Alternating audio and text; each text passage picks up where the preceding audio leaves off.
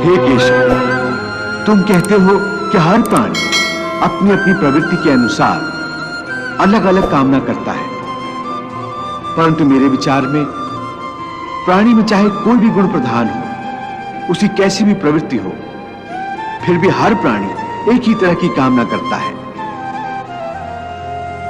अर्थात हर प्राणी केवल सुख की कामना करता है, दुख की कामना कोई नहीं करता।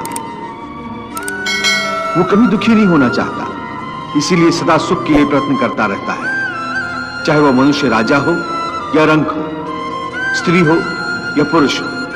तुम ठीक कहते हो अर्जुन कि सब सुख की कामना करते हैं, परंतु सुख की परिभाषा हर एक व्यक्ति की प्रवृत्ति और रुचि के अनुसार बदल जाती है।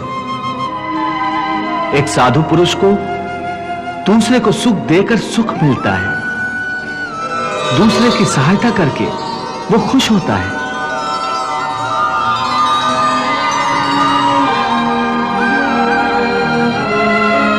और एक नीच प्रवृत्ति वाला मनुष्य किसी को दुख देकर सुखी होता है।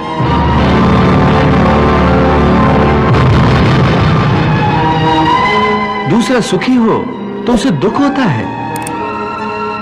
इसके लिए सुख और दुख की परिभाषा अपनी अपनी प्रवृत्ति और रुचि के अनुसार हर प्राणी के लिए अलग अलग है। वैसे भी क्या किसी को स्थायी सुख प्राप्त होता है? नहीं होता। ना सुख स्थायी है, ना दुख स्थायी है। परंतु हे केशव, क्या सुख स्थायी नहीं हो सकता? सुख स्थायी कैसे हो सकता है पार्थ? ये संसार तो परिवर्तनशील है, यहां हर क्षण परिवर्तन होता रहता है पार्थ। परिवर्तन तो प्रकृति का नियम है, यहां कोई भी वस्तु स्थायी नहीं होती।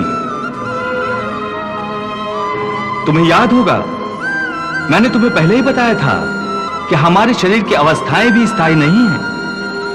फिर सुख और दुख कैसे स्थायी हो सकता है? इसका अर्थ है कि सुख के साथ साथ मनुष्य को दुख भी भोगना पड़ता है। हां पार्थ, सुख और दुख एक ही चक्र के दो अर्ध भागों की भांति है। यह चक्र चलता रहता है, चलता रहता है। कभी प्राणी सुख में हंसता है,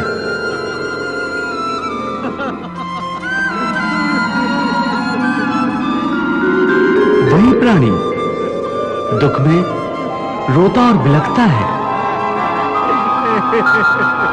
परंतु काल चक्र कभी नहीं रुकता, सुख दुख का यह चक्र चलता ही रहता है। और मनुष्य के जीवन में सुख और दुख लगातार आते जाते रहते हैं। न चक्र ठहरता है, न ही सुख या दुख मनुष्य के जीवन में ठहर पाते हैं। यदि सुख आया तो वो सदा नहीं रहेगा, और यदि दुख आया तो वो भी सदा नहीं रह पाएगा।